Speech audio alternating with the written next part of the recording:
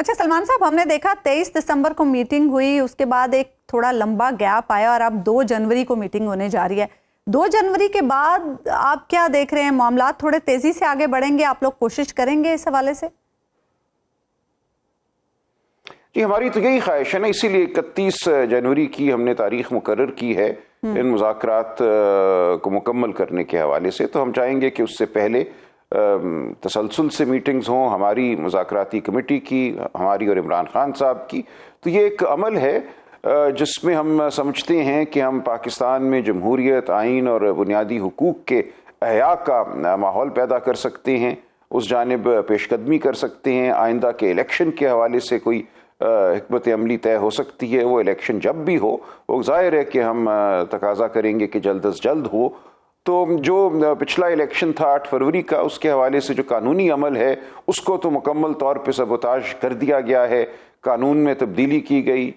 جب الیکشن ہوا تھا تو الیکشن ایکٹ یہ کہتا تھا کہ تمام الیکشن اپیلیں حاضر سروس ہائی کورٹ کے ججوں کے پاس جائیں گی. اس حکومت نے پارلیمان میں وجود میں آتے ہی یہ کیا کہ قانون کو بدلا اور کہا کہ نہیں، اپیلیں الیکشن کمیشن کے مقرر کردہ ریٹائرڈ جج سنیں گے. ہمیں کوئی بھروسہ نہیں ہے ایسے ریٹائرڈ ججوں پہ جو الیکشن کمیشن نے چنے ہوں، جن کے چناؤ میں چیف جسٹس ہائی کورٹ کا کوئی عمل دخل نہ ہو. ان کے سامنے ان مقدمات کو چلانا یہ کہنے کے مترادف ہے کہ دروازہ بند ہے، جو کچھ 8 فروری کو ہوا اس کو بھول جاؤ. یہ ہم نہیں بھولنے دیں گے، نہ یہ قوم بھولے گی اور نہ ہم بھولیں گے. ہم سمجھتے ہیں یہ ایک بنیادی سانحہ ہے 8 فروری کا، اور اس کا تسلسل ہے جو کچھ بعد میں ہوتا چلا جا رہا ہے. جو 26 نومبر کو شہادتیں ہوئیں وہ اسی لیے ہوئیں کہ جھوٹ کو چھپانا مقصود ہے. تو اب ہم چاہیں گے کہ یہ ملک جو ہے جھوٹ اور فریب کے سائے سے نکل کر سچائی کی جانب بڑھے، اور اسی حوالے سے اور اسی نیت سے اور اسی ذہن سے ہم ان مذاکرات میں جا رہے ہیں کہ ملک میں اگر کچھ شرافت کا احیاء ہونا ہے، کچھ اس ملک میں بنیادی حقوق کی بات ہونی ہے، اغواکاری کی بنیاد پر یہ ملک نہیں چلنا، تو پھر ہمیں مذاکرات کرنے ہوں گے اور تمام سیاسی جماعتوں کو اکٹھا ہو کر آگے بڑھنا ہوگا. سلمان صاحب، ججز کے بعض ججز کے کنڈکٹ پر آپ کو اعتراض بھی رہا، جیسے کنڈکٹ یا ان کے فیصلوں پر. وہ تھے جسٹس قاضی فائز عیسیٰ، اور پھر جسٹس منصور علی شاہ صاحب نے چیف جسٹس بننا تھا، ان کے لیے 26ویں آئینی ترمیم کا روڑا بیچ میں، بلکہ چٹان بیچ میں کھڑی کر دی گئی، اور عدلیہ پر حکومت نے اپنا کنٹرول مضبوط کیا.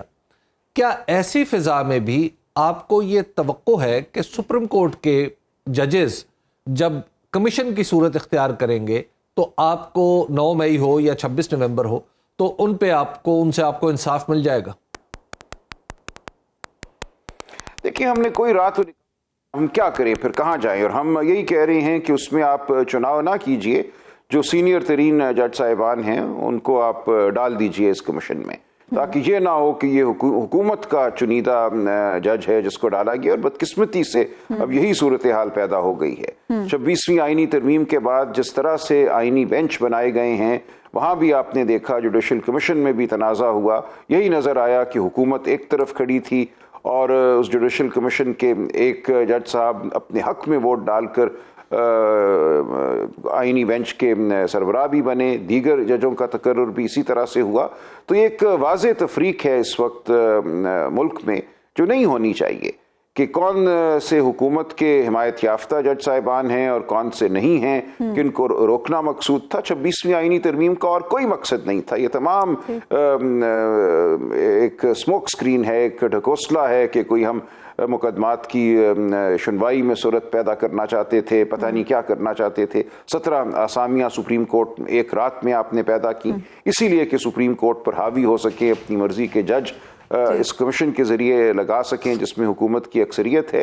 کمیشن کی تشکیل ہی اس طرح دی گئی کہ اس میں ہمیشہ حکومت اور اداروں کو برتری حاصل رہے گی. تو پوری طرح سے عدالتی نظام کو تابع کر دیا گیا ہے انتظامیہ. سلمان صاحب، 23 دسمبر سے آج تک ایسا کچھ ہوا ہے جس کا مذاکرات پر اثر ہو سکتا ہو، پازیٹیو یا نیگیٹو؟ دیکھیں، ہماری عمران خان صاحب سے ایک ملاقات ہوئی، جس ماحول میں ہوئی وہ میں نے عرض کر دیا. اس کے علاوہ میری نظر میں کوئی ایسی بڑی بات نہیں ہوئی جس کی وجہ سے مذاکرات آگے نہ بڑھ سکیں. تو ہمیں اچھی امید رکھنی چاہیے. ہم اسی نیت سے کل مذاکرات میں جائیں گے اور دیکھیں کیا ہوتا ہے. آج آپ کے جو آپ کی مخالفین ہیں، یعنی جو فریق ثانی ہے حکومت، اس نے اس کے ایک اہم رکن جو اس کمیٹی کے بھی رکن ہے رانا ثناء اللہ صاحب، انہوں نے ایک مضمون لکھا ہے جس میں ملٹری کورٹس کا جواز پیش کیا ہے۔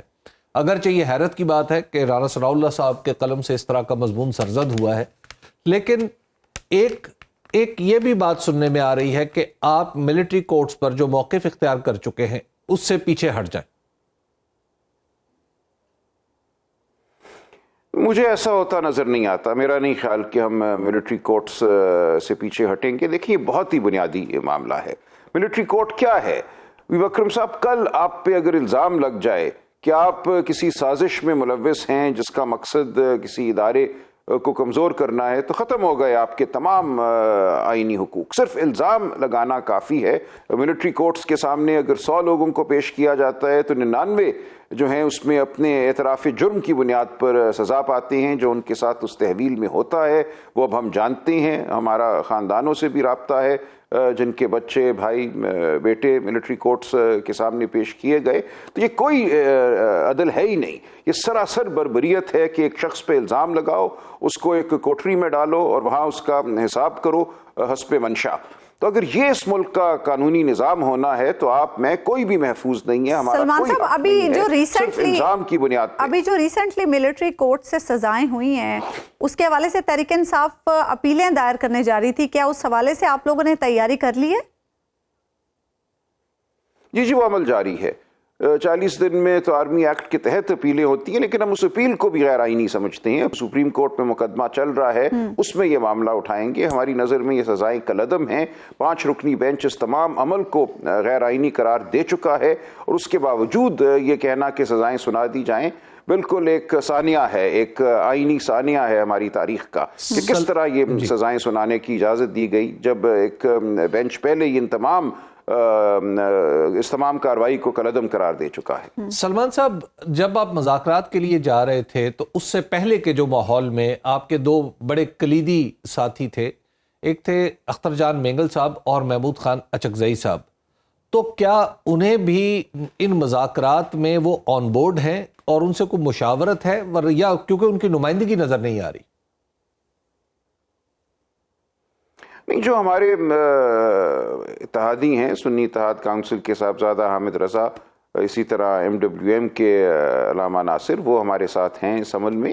باقی جو دوست ہیں ان سے گفتگو ہے، اور ہم چاہتے ہیں کہ وہ جو جمہوری عمل ہے اس کا حصہ رہیں، اپنی آواز اٹھاتے رہیں، لیکن اس مذاکراتی ٹیم میں ان کا ہونا ضروری نہیں تھا۔